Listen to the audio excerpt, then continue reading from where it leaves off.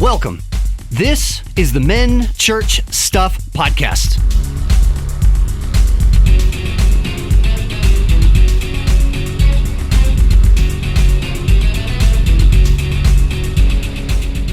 This is the show where brothers-in-law DJ Culp and Brad Coleman talk about stuff from our perspective as men. It's a show for anyone who wants to hear how Christians interact with the world. And don't worry, we're real. We've grown up in church, and we want to share our experiences with you. We'll talk life stuff, church stuff, man stuff, and stuff. Here we go.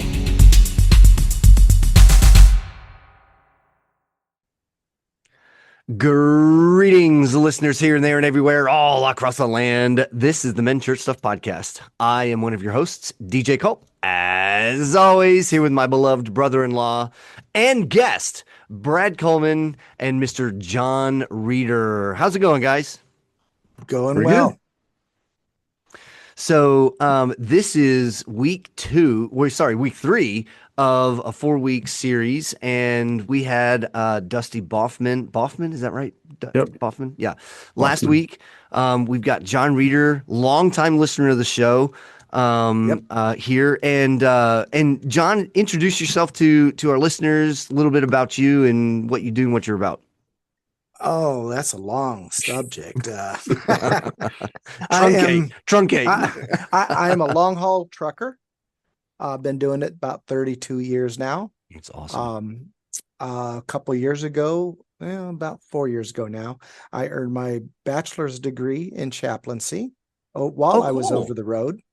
And my focus now is helping men in their marriage and helping grievers grieve. Our culture does a absolutely horrible job of teaching about and helping people grieve. During my last class of college, I lost my wife, and God set me a senior class project in advanced grief. Wow. So I learned a lot, and I now help to teach a little bit online, do some, I'm in part of a whole bunch of groups online. Very cool. People through it. Yeah. That's awesome. I know that in the pastoral world, that is when I say it's a heavy topic, obviously that goes without saying, but I know that's of the various conversations I've heard, that's a hard area to navigate, to address, to figure out. I mean, are there correct words to say, and how do you? Yeah, right. Yeah, definitely not cookie cutter ones. Yeah. Right. Yeah, I think the biggest thing with grief is that everyone's grief is different. Sure. And we go through it a different stage. We go through it in a different way. Right. There are some really stupid things you can say to people that are grieving. Mm-hmm. Probably the best thing is just be there with them. Say, hey, I'm here. I love you. Whatever you need. Right. Yeah. Well, cool, man. Good for you. That's great. And so, how long have you now been, I guess, ordained chaplain? Is that right? Is that how that works? Or it's sort of an ordination. It's a deacon ordination. Got it. Okay. Didn't take the extra class for the pastoral ordination. Yeah. But yes, I am ordained. But how long then have you been doing that? 4 years. 4 years. Cool, man. Very cool. And you are a member of Brad's church. Is that correct? I am. Yeah. I am. Cool. They let me in anyway. They let you in anyway. Spite of my long hair and my kilt. Yes. Dude, I love the kilt, man. I do. I think it's cool. Even let him preach from time to time. That's right. That's right. Well, so actually, listeners, you'll be familiar with one of our favorite games. But in that light, John, I would like to throw you under the bus. Okay, so we do on the show, we do a game of memes and sermon illustrations. And Oh so what boy. so what I'm going to do, and this is right up your alley. I mean, you're a chaplain, right? You bet. You bet. All right. So are you a Star Wars fan, John? Yes. Yes. Okay, good. Then we are going. And Jar Jar Binks is my hero. Oh, that's right. Yes. Yeah, we can still be friends. It's okay. Oh, All right. harsh. Well, The harsh. Dark Lord of the Sith. yeah. No, Brad. No. No. I reject reality and substitute my own. Okay, so here we go. We're going to start with our first meme for Mr. John Reeder. Here you go, John. Oh my goodness. Do you want me to read it out? Yeah. Okay, Go ahead. Let okay. our listeners know what you're looking at. All right. It's a picture of Yoda from Star Wars. Did you know Yoda had a last name? It was Lady Who. Lady He Who. Leahy, I don't can't say Leahy that. who? Leahy Who. Yeah. Please don't block me. Yoda Leahy who? Yoda, yeah. And I listen to country music, old country, so that makes sense to me. No, okay? yeah, sure, right. Come up with a sermon illustration for that, huh? Mm-hmm. Mm-hmm. You're starting to sound like Yoda. You know, we all sometimes say stupid stuff. Stuff that just makes no sense to anybody else. Made perfect sense in our own mind. Yeah. And Go, John. I wonder when Peter was learning to preach right after Jesus sent them out. Peter was famous for doing stupid stuff. Yes, he was. I'm sure he tripped over his feet a time or two. I want to hear I some have of those never had this illustrations. conversation in my life. I want to hear some of those sermon illustrations. I love Can we get the recording of Peter's first sermon? Oh my That would be gosh. awesome. That would be awesome. Did he walk away going, did I just say that? Did I just say that? You see there's the fish. You see these fish here. Follow Jesus, the sinners. I walked on water.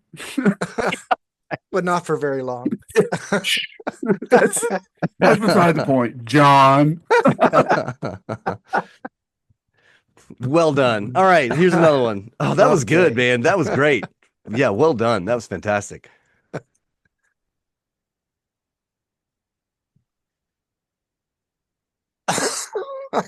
Her. Who's your favorite literary vampire? Me, the one in Sesame Street. Her. He doesn't count. Me, I assure you that he does. Oh man. This one.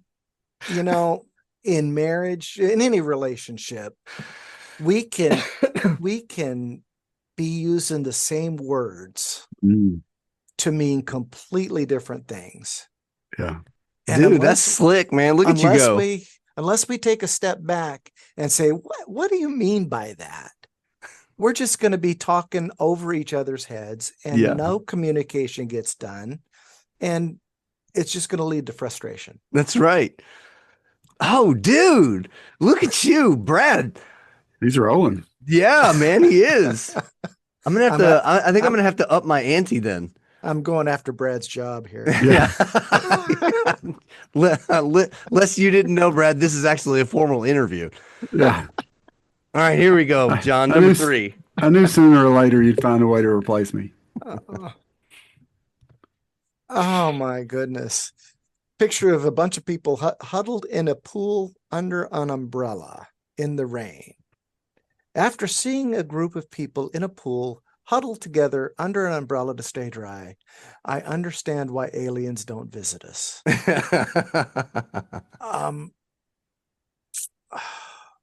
Where would I go with this? Indeed. God calls us to get out in the rain sometimes. We're going deep now. There you go. Okay. We can stay safe under our perceived Right. Safe umbrellas, with quotation safe. marks. Yeah, Safe. Right, safe. quote Yeah. unquote. Yeah. Not realizing that, we're just doing stupid stuff. And Yeah, and right. God wants us to get out there and dance in the rain. He wants us to go swimming sometimes, not just huddle under the umbrella getting cold and wet. That's right. Yeah. So my brain first went to like, city set on a hill, can't be hid, light under a bushel. Like you're just fooling yourself, guys. Yeah. It's like, Yeah. Yeah. like, Exactly. no, Exactly. we're not getting wet. No, Like, right. Yeah. Yeah. Yeah. And I mean, like this picture, I love this picture because I mean, how opposite is this, right? And like I look at this Yeah. and But and you I think see, the joy is everywhere that's not under the umbrella. yeah, be Right, the right. guy over just slightly almost out of cropped out, just kind of hanging out there. He's having a good Yeah. time. Yeah, he Yeah. is. Yeah. Yeah. Yeah. And I think after that, I'd go with what are the things that we do, that people do that think they're fun, Yeah. that are just dumb and get us in trouble. Yeah. Yeah, right. All But right, that's a last whole show one. in itself. That Last is. one. I'm going to try to throw a curveball. Okay.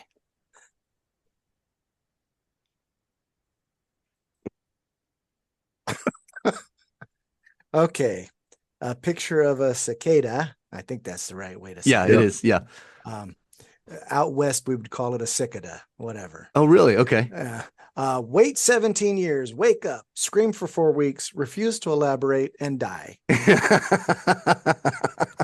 Actually, it kind of sounds like my oldest son when he was a teenager. But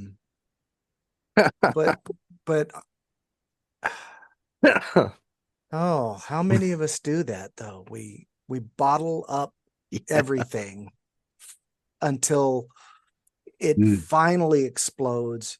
We unload on everybody around us for a short time. Yeah. And then we clam up again, and then we die. And then, yeah, right. And even if we don't die, if we clam up again, then that whole cycle just starts Right. over. The relationship dies, maybe. Yeah, right. Absolutely. We drop a podcast once every 17 years. Yeah, there we go. There we go. That's right. So this one will drop. Let's see, what's 25 with 17? Yeah.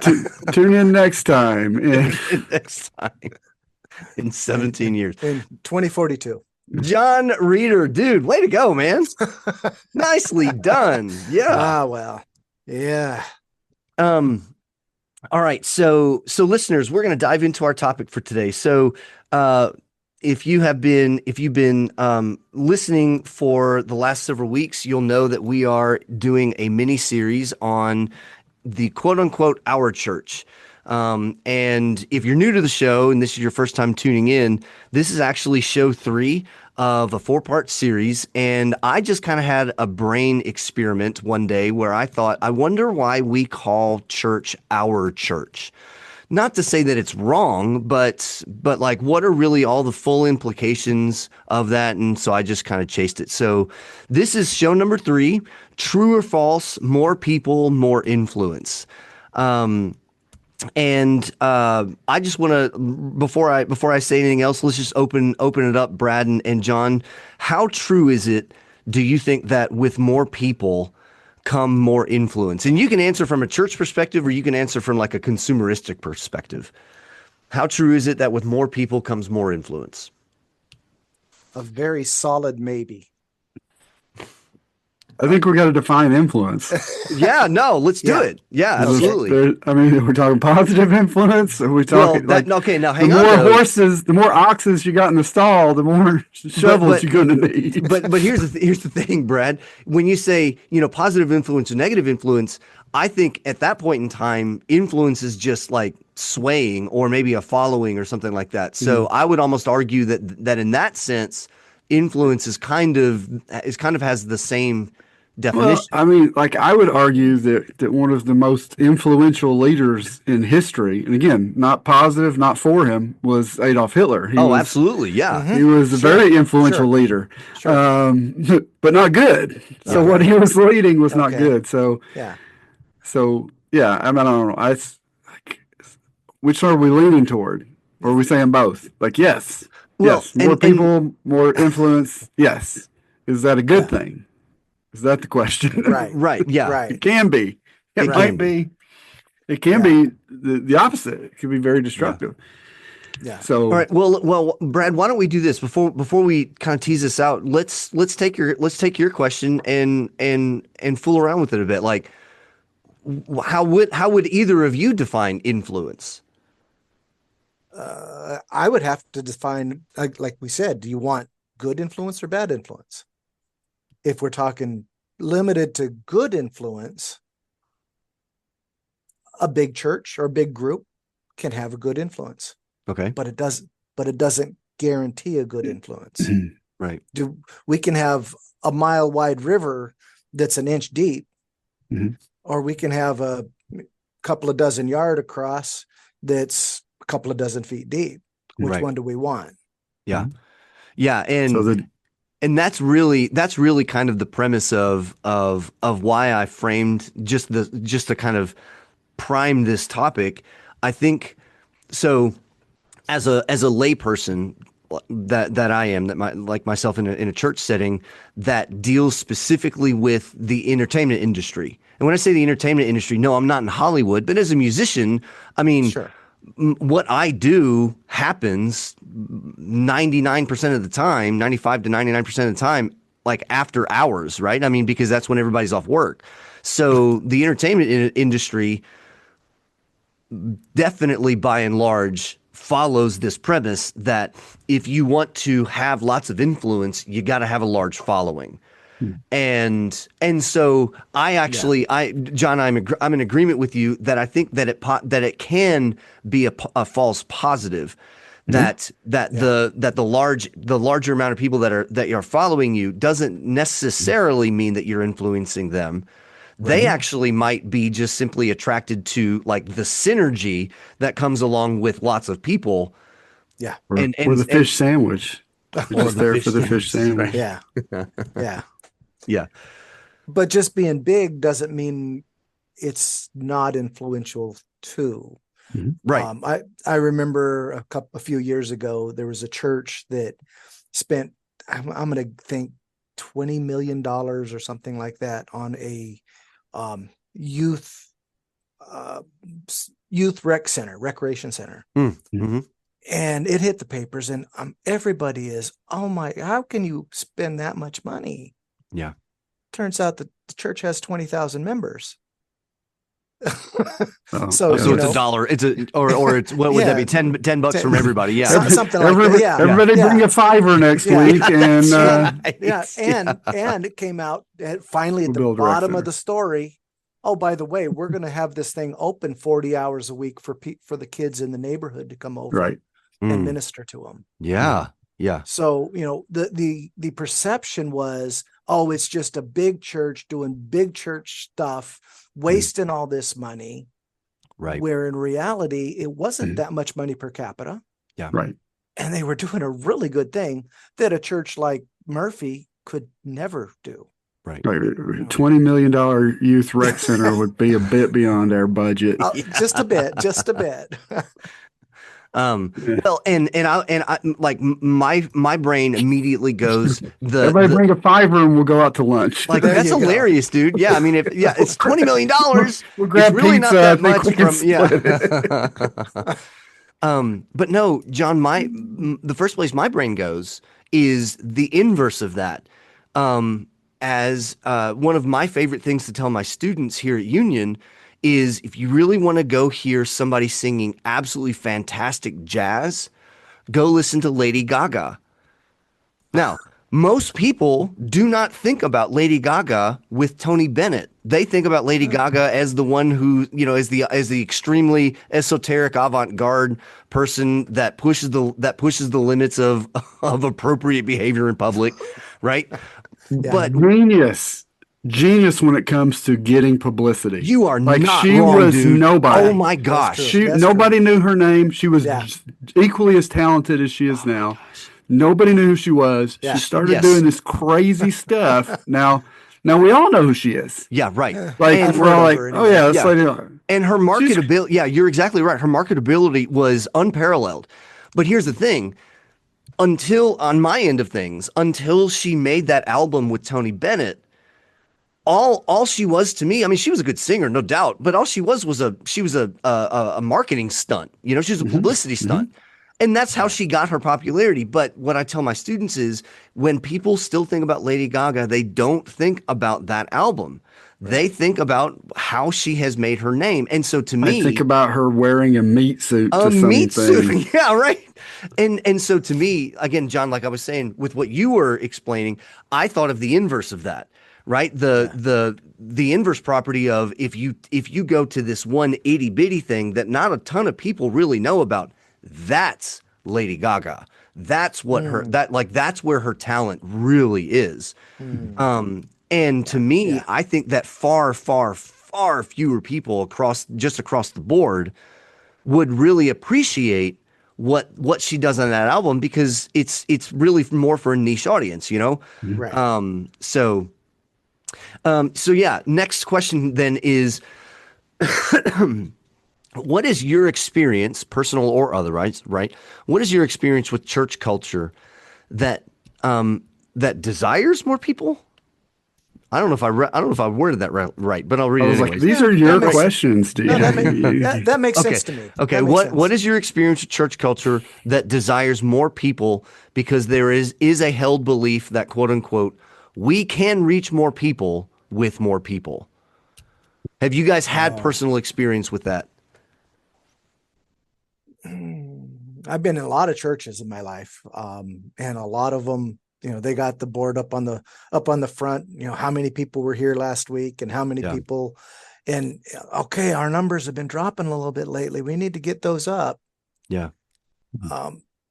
It's like, okay, I'm here. How am I supposed to get somebody else here? Right. And it's almost, you know, thank you for saying that, John, because I would say that again, as a layperson, somebody on the other side of this conversation, I'm not saying I feel like this a lot. Matter of fact, I haven't felt like this hardly at all in the recent past, and it may just be because of you know being in adulthood and having a mature outlook on this. But I remember growing up thinking, so is it not good enough that I'm here? Right. That's a good point.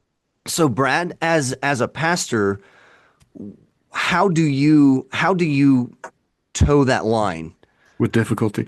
Right. Thank you. Next question. Yeah. So I think this is the thing that keeps coming to my mind. All right. This is the thing that is the message of the gospel, is the discipleship affecting the numbers, affecting more people, or are the more people affecting the message of the gospel and affecting the discipleship? Right. So who's influencing who?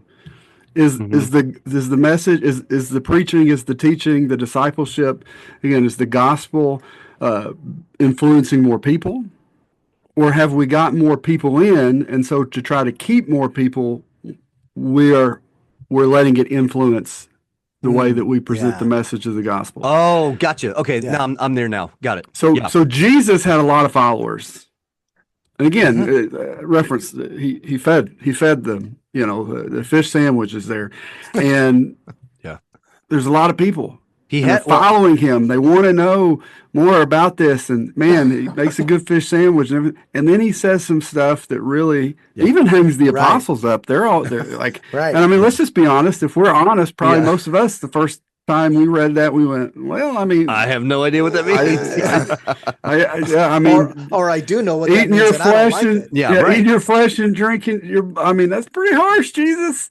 And like, I could just hear some of us, and maybe even some of the apostles might have been tempted to go, hey, you know, we were doing real good up until that point. Like, you know, maybe if you just tone that down next time. I mean, we got this big group, just tone it down a little. And maybe But instead, Jesus looks at the apostles. Everybody's leaving, and he basically goes, "You guys leaving too?" Yeah. So you're referring to John 6:66. John 6:66. Yeah. Oh no! Can we read that one? Yeah, I mean, John 6:66. It's true, man. I remember just looking at this, going, I don't know if I would have numbered that.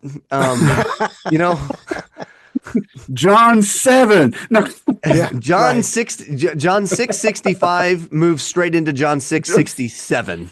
Yeah, we're just going to omit that one. But no, you're talking about John 66 because that's exactly right. And so many people. Yeah. DJ, are you one of those people that if you go through the register and it's like $6.66, you're like, you know what? I wanted some gum. I gotta buy something else. Actually, yes, I am. It gives me the heebie-jeebies, man. I'm sorry. People who sell stuff love people like you. Okay, yeah. I mean, yeah, right. They're sitting there making sure it rings up. Like, but we could sell you a Reese's cup if you don't want to, be worshiping the devil. But no, like, dude, you're exactly right. It's that moment, and I think one of the things that strikes me in a way that I don't know how to handle. Like it gives me a feeling of I'm trying to think of a good word for it. There's an unsettling about the way that Scripture mentions the amount of people that turned away. Mm-hmm. Yeah, and like again, it's not I think the apostles are having these serious Jesus asked them on purpose, and he knows the answer. Right. Now, it's one of Peter's shining moments because Peter goes, "Where are we going to go? Yeah, you're it. You are the Messiah. Sure. Yeah, right. we're going to go." But yeah. Well, I know growing up, and I need to be transparent, not just with you guys, but our listeners that can't see you. If you're transparent, I can't see. Sorry, you. Got it. Right. You see right through you, maybe. That would be iridescent. Yeah. Got it. Yeah. I need to be iridescent with our listeners. Yeah, right. So when I was growing up, I grew up in small churches, and I don't think that I really knew any better when growing up near Chicago. May have been because of just my age, but I'll say it this way, if we had a quote unquote youth group, because I know that like the term youth group is relatively in church history a fairly new term. Oh yeah. Jesus had a youth group. Yeah. Arguably. Yeah, I guess it's true. Most of his ministry was. Very true. Very true. The 12 youth. So I'm gonna get in trouble for that one. Yeah, we're getting emails. So when we moved to Kentucky, and there was actually an established youth group, like a category in church. For a time, I was one of one, and like but then it doubled. And when it did, Tabitha went into sixth grade. That's awesome. Made stats look really good, right? Yeah. So, but I remember always wanting the bigger and the better. I like, and there was, I think there's a nature of validity to it, specifically for the youth group age, that I want there to be the added kind of social aspect of my church experience to be involved in this. And I don't think that's necessarily a bad thing, again, for that age. And I mean, what am I saying? I think that there's a validity to it that even we need to be able to find and accept and be okay with as adults.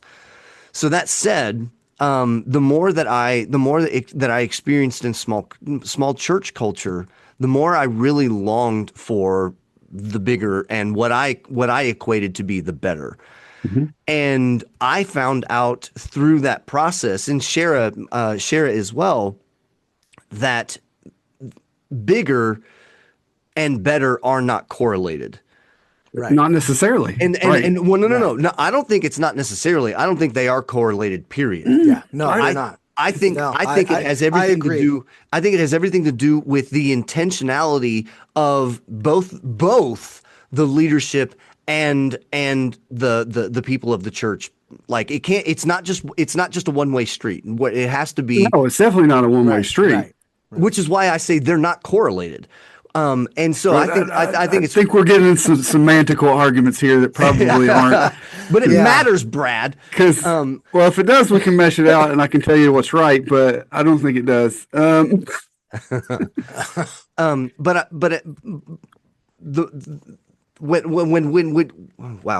I'm going to talk now. When we attended several different larger churches, actually in college and through our marriage, in all of the churches that we have attended that were larger to us, and we've never attended a categorical mega church. We've actually never attended a church that came close to being in that category. But the larger church bodies that we've attended, all of them have not just had problems as you would expect in, just because humans are stupid, but we've had, like, all of the churches have had problems of very substantial size that I don't see being directly related to the church's size. No, I mean, like you can have and we've talked about this before, you can have an absolutely Laodicea church and have 12 people. You can have an absolutely, Philadelphia church and have 1,000. Like, and I think that's what you're saying, and I agree with you there. Like, it doesn't automatically correlate that more equals better. That's true. Yes. Right. Yeah. But it can mean more can be better if the good, it continues to be good, then more good. Right. Right. And I think that's that, Brad, if I can speak into that, I think that's No, you where can't. Nope. I Next can't. topic. Okay. Well, I'm sorry. Yeah, go ahead.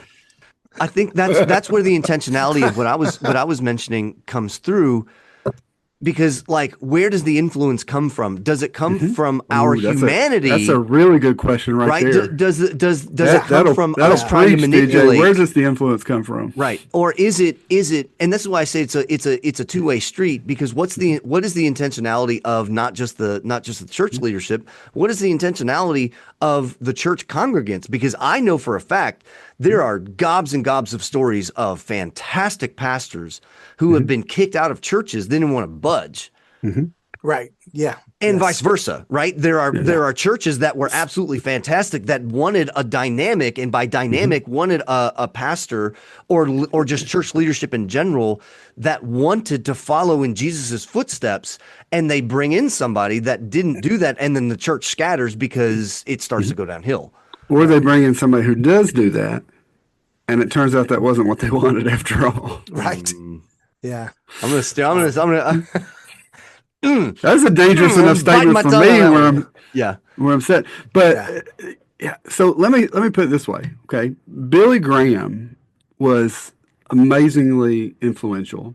I think he had a great ministry, and from what I saw from Billy Graham, have I been influenced from Billy Graham? Absolutely. I've read a couple of his books, listened to some of the things. Great. But I've been more influenced by Greg White, who's the pastor of Long Fork Free Will Baptist Church and Long Fork of Virgie, where most people don't even know where it is, probably don't want to know where it is. Again, as talking earlier, he's a man who, he's the county road foreman. He doesn't get paid to be a pastor. It doesn't make him a better pastor. And that's a different topic for another day. But he's been more influential in my life than Billy Graham ever was. Now, does that make him more influential than Billy Graham? Well, to me, yes. Hey, Brad. Brad, let me ask you a question about why that is. I'm sure they both preached similar messages if they're both preaching Christ. Right. But one you knew personally. That's right. And one is just somebody on a screen. Right. That's right. Whom I can respect. In a big church. In a big church. I've been in big churches. I was at a church that had, I think, three smaller churches. Campuses. Campuses. Thank you. That's the word. That they would film the preacher and stream it over to the other ones. Yeah. And yeah, it worked sort of, but you're losing the personal contact when you get that big. Yeah. Well, and I was at a youth camp when I was a youth pastor, and I was talking to this, Tabby and I were talking to this youth pastor. We had brought like 10 kids. He brought 200. Wow. and we're sitting there talking, awesome guy. And he said, Yeah. I miss being in your shoes because I knew all my kids. Right. Now I basically pastor other leaders. Right. And they are discipling these kids. Right. Like I may get up and the division of speak, labor. Sure. But and I think that's where, like with some of these bigger churches, you've got to have, if they're going to do it successfully, you have to have the structure where there are these smaller groups who Absolutely. are pouring in. So you've got, at some point you're pastoring other pastors. Right. To pastor, right. And that's like you're teaching them. You're Paul, and you've got some Timothys and Tituses and Onesimuses running around, and you're speaking on Sunday, but you're really pouring into these guys. Right. And again, I think that can work. It does. Well, that church I was in was they called themselves a church of small groups. Yeah. And the church to them was the small group. And Sunday service was family reunion. Right. Yeah. So that means a whole different thing to some people. I've been to several family reunions growing up, and it's pretty crazy events. Okay. Out west we don't have that so much. Okay. Yeah. Or up north. Up north, I think That's family right. reunion is kind of a big thing. But listen, we never East Kentucky, you might meet your bride at the family reunion. I mean, that's sad. The place where eyes and toes. That's actually where you find out that you probably shouldn't be dating the girl you're dating when both your parents show up to the same family reunion. I can say that I'm from Eastern Kentucky. Yeah, right. My goodness. Yeah.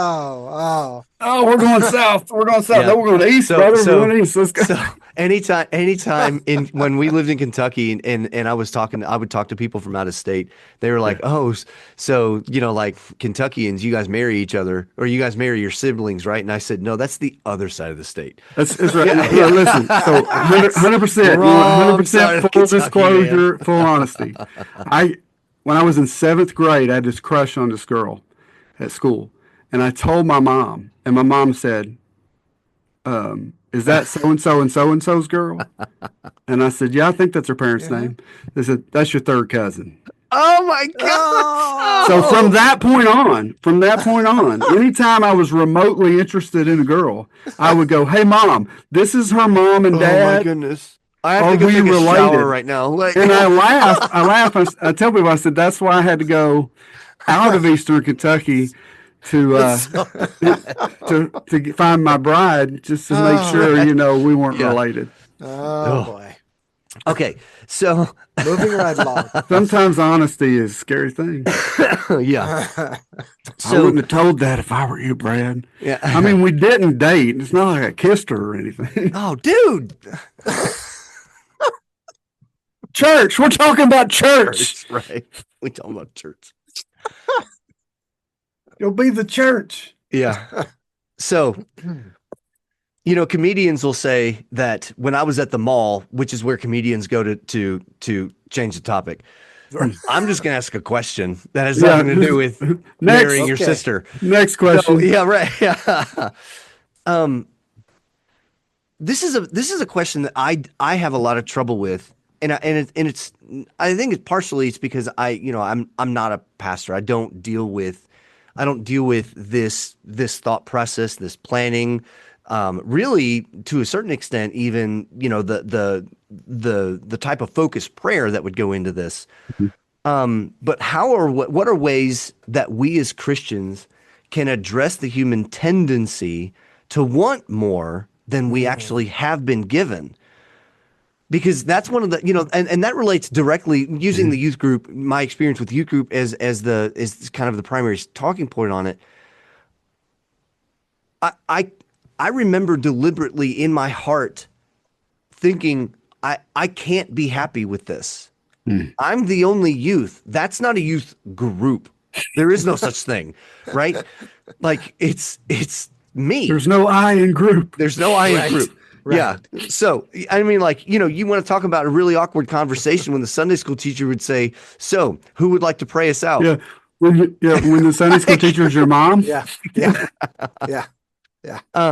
would like to pray us out, DJ? So yeah, like how do we address that? Because I think I think this particular question speaks to the undercurrent that we have been so completely conditioned with, specifically as Americans, being conditioned to just the consumeristic model. Like how do we actually speak into that without, I think it'd be too easy really to stratify the conversation and just simply it is, Brad, because I think the way to stratify the conversation is to approach it that what everybody's doing is bad. Yeah, not in my experience, nothing's easy, did you? Right. For me, I think it's on the church to remind us that we are different. We are called to be different. Our culture says it's all about me. Says more. Right. If you're worth it, be number one. God calls us to not be that way. All the way back to the 10 Commandments. So what's that? 3,000 years ago? The first four were love God. The next 5 were treat everybody nice. Yeah. And the last one holds them all together. Thou shalt not covet. Right. Don't want what God hasn't given you. Yeah. So question for you, John, when you say that it's up to the church to tell us that, like, I assume that you mean like the church as a communal whole. Yes. But what about, or where maybe better yet, where in a church setting would you want to either A, deliver that message, or B, hear that message, right? Because I think oftentimes both. Right. But I think oftentimes we expect to hear those kind of messages everywhere from the pulpit. And I mean, I'm not saying we shouldn't, but where in the church do you think that it would best fit for that message to be delivered? Of course, from the pulpit, right? Yeah. But it's also got to be modeled by the pulpit.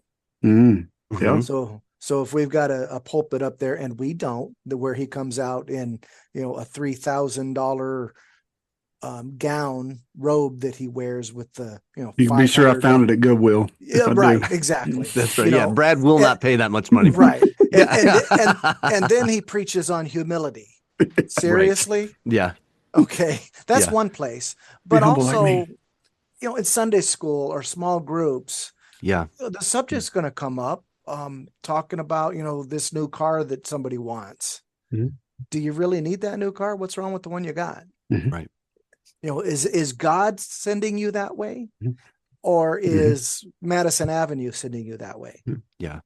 And I think I think you just hit the nail on the head when you said, is God sending you that way? Because and this is why I asked that question, that follow-up for you, because I think it's really easy for us, again, as congregants, to see like and observe the top-down model of a church, right? The pastor delivers the message, the pastor, senior pastor, and church staff, they set the tone. Yeah. Not just for leadership, but they set the tone for how basically to engage in a both religious or scriptural and discipleship manner, spiritual manner. But at the same time, I think it's really easy for all of us to get caught up in the day-to-day. To get caught up in just the consumeristic mentality that we're surrounded with. Yeah. So for you, when you said, is it, is God leading you this way, or is it Madison Avenue? And one of the things that Brad and I have mentioned, it's been a long time, but one of the things that Brad and I have mentioned on the show is like, how often do we, outside of a church context, prayerfully consider about the decisions that we make? And I know that you were using a car just as like Right. low hanging fruit here, Right, but right. I mean, like, again, I think it's really important to kind of if you take the church as we typically say it, we almost separate church leadership and everybody else. Well, Right, the everybody right. else, right? The everybody else, it's almost like this amoeba that you can't really land on. And so again, like, where would those messages need to be heard? And I don't think that I think that Sunday school teachers definitely need to say it, but like, I'm almost even wondering, how do we get this kind of approach, this kind of psychological, not just spiritual, but the psychological, like, almost rewiring of how do we think into the day-to-day conversation for the church, so that once everybody leaves the church building, right? Pastors taking his day off on a Monday. What about the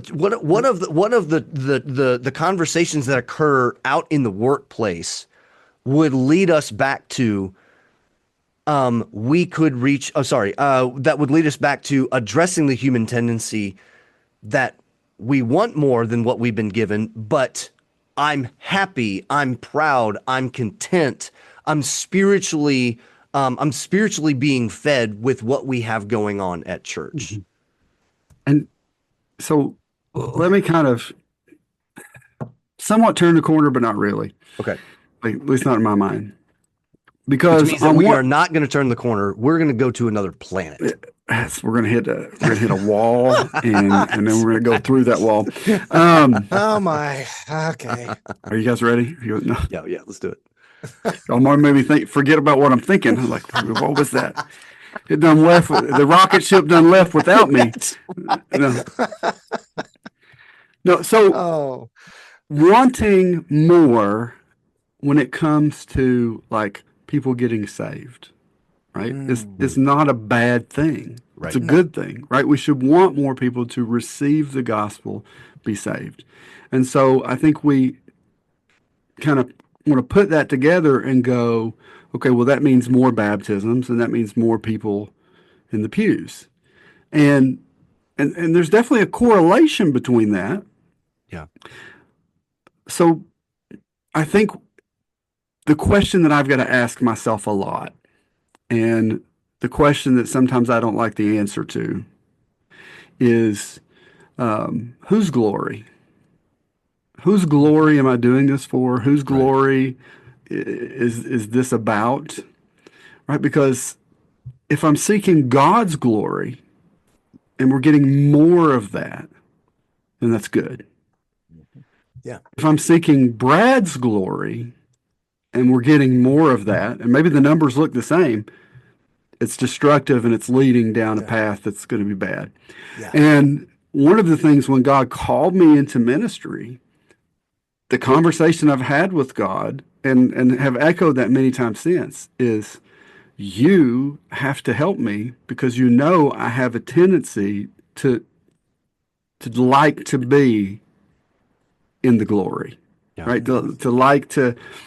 I like it when, I mean, who doesn't? When people pat you on the back and tell you a good job and, man, you're awesome. Oh, I mean, I can't stand that. right? Yeah, right. So I don't tell you, John. No, Brad, so looking out for you, dude. This past weekend, I was playing Jackson Symphony concert, and we played an excerpt of Benny Goodman's, actually Louis Prima's, "Sing Sing Sing," and I was asked to do a big, like, extended Gene Krupa type solo at the beginning of it.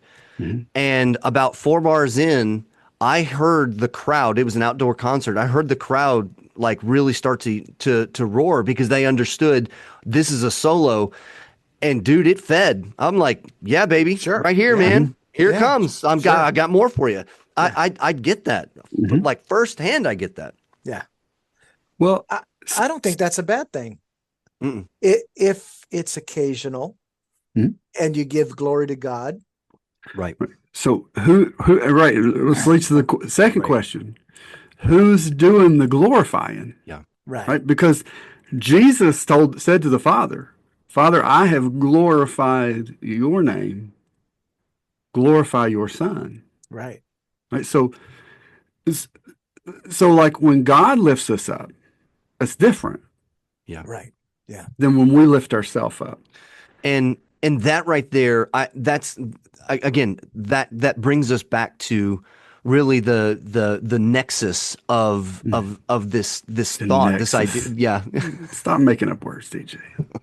No, that's an actual word there, Brad. Mexican. I like tacos too. The central thought, the original seed that was planted long ago. It's too much, Brad. It's too much. It's too much sci-fi. No, it's like, let's talk about Earth. But it does. It brings us back to the nexus of why I wanted to talk about this, because the tendency that we have, like deep down, is, okay, so what I'm going to do is I'm going to make a decision, and then I'm going to find out whether or not things go well. And if they go well, I'll say, thanks God for doing this. If they don't go well, then I'm going to God, would you please get me out of this? Hey, God, here's my idea. Put your seal of approval on it and give me your blessings. Yep.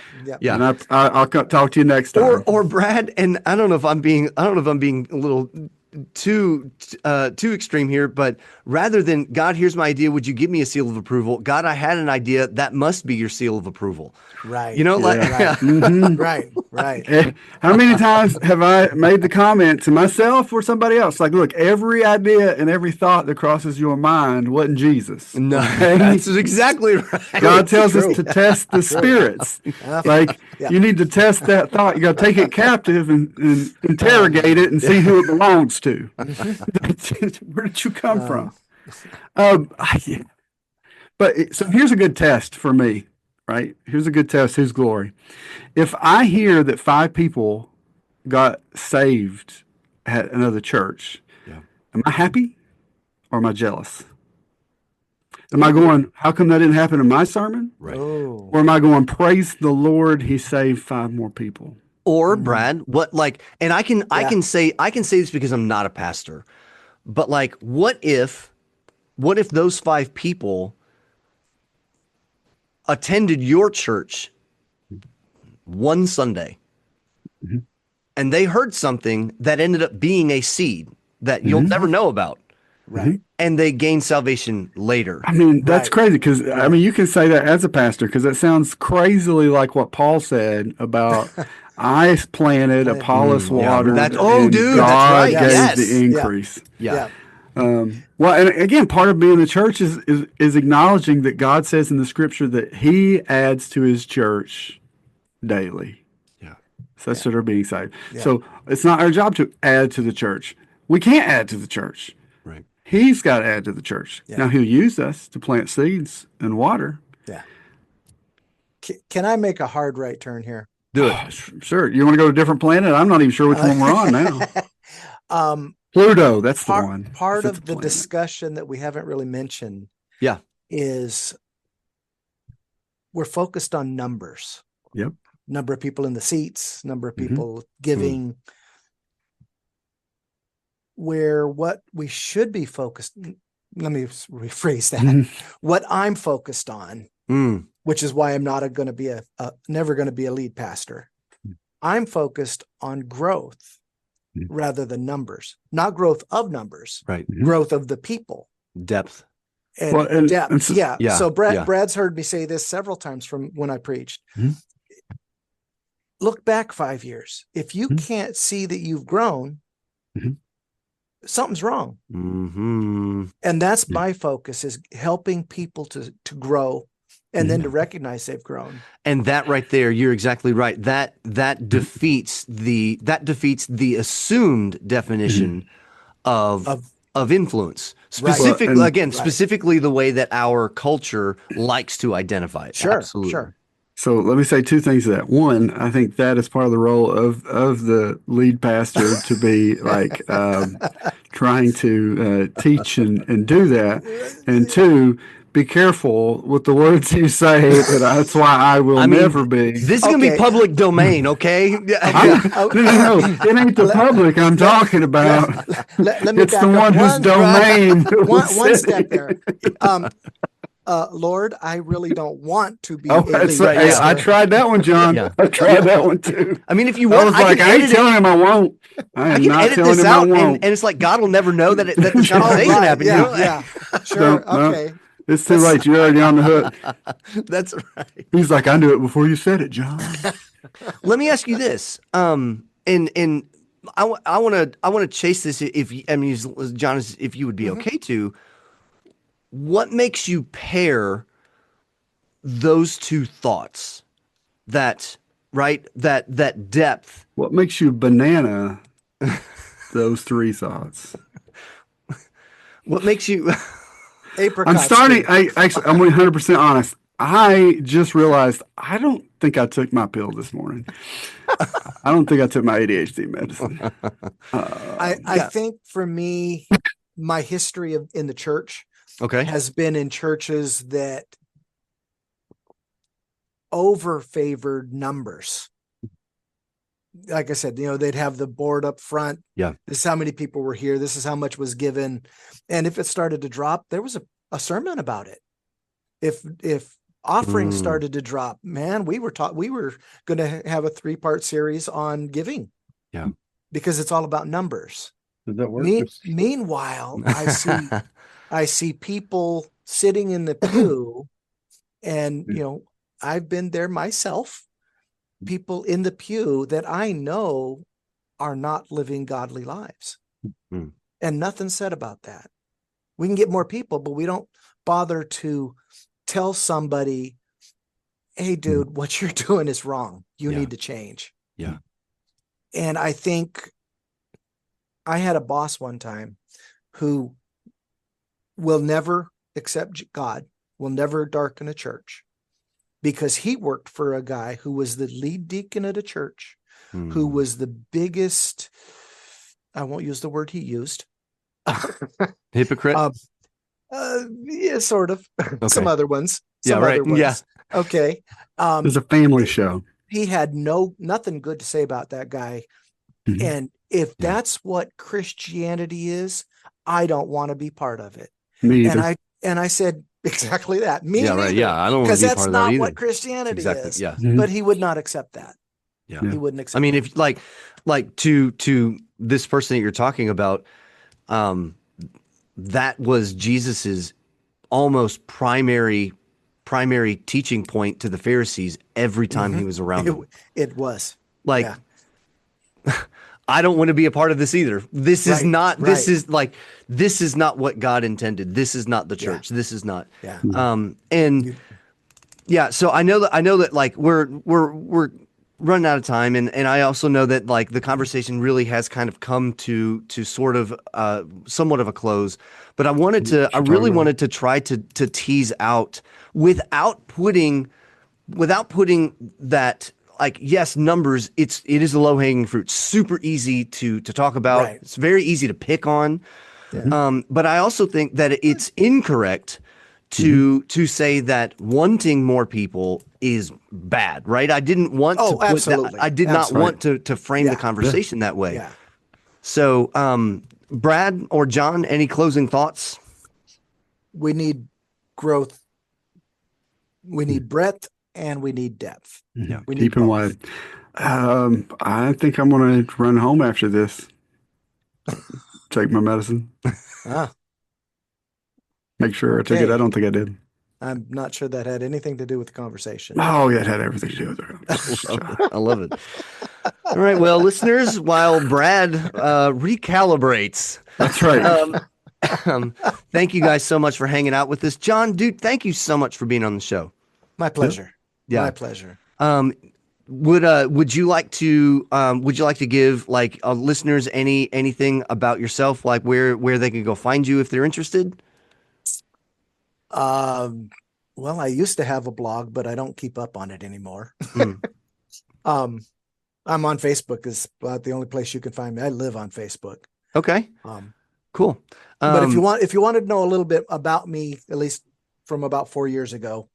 I have had a blog called The Trucking Monk. Trucking MONK. Monk. Okay. Cool. And has kind of the story of who I was then. I've kind of moved on from there in my ministry. But that's who I was. Awesome. The Trucking Monk. So listeners, if you want to get a hold of John, let him know how much you appreciated his insight, or anything like that. You can shoot him a Facebook message, John Absolutely. Reeder, or you can go to The Trucking Monk.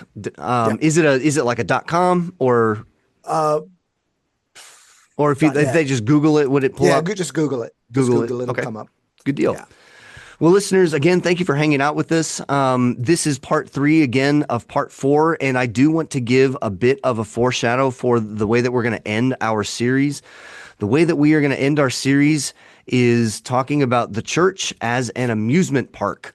I am really excited about the conversation. We're going to have somebody else on the conversation. I don't remember who it is, but we've got that person. Like, who is it, Brad? Because it's one of your contacts, isn't it? Chris. We're gonna have Chris. Well, let me interject something there. One of the blog posts I wrote way back when is the church a cruise ship or a hospital ship? Yeah, there you go. Yeah, cruise ship. You guys Yeah, can it's the tease that exact one same. out for a Yeah, while. yeah, very cool. So listeners, you know what to do. Follow us on Facebook. We've got an Instagram. We've got our website, menchurchstuff.com. We're still accepting funny church stories. And after this, if you wouldn't mind, John, if you would send us a funny church story or two. We're always in collection mode. But About Brad? about Brad, yes, about Brad, absolutely. Sure, there's plenty of them out there. Does it have to be true? No, I mean, I don't know. So sure, just go ahead. Yeah. I mean, I'm really good at fiction. Yeah, that's awesome. But My life is stranger than fiction. So yeah, right. Yeah, right. So listeners, rate and review our show. Give us a 5-star rating wherever you get your podcasts. And review our show for future listeners that may want to read up on people's comments about what we do with our show. Or who may need a warning. Or who may need a warning. That's Yeah. right. Yeah, we're fun. We talk honest. But we love Jesus, and Yes. Jesus loves Yes. us Yeah. and In loves spite you. of ourselves. Praise the Lord. In spite of ourselves. That's exactly right. Romans 5:8. So, again, John, thank you so much. We'd love having you on the show. Brad, love you, buddy. Love you too. And listeners, we will catch you next time. Go be his church.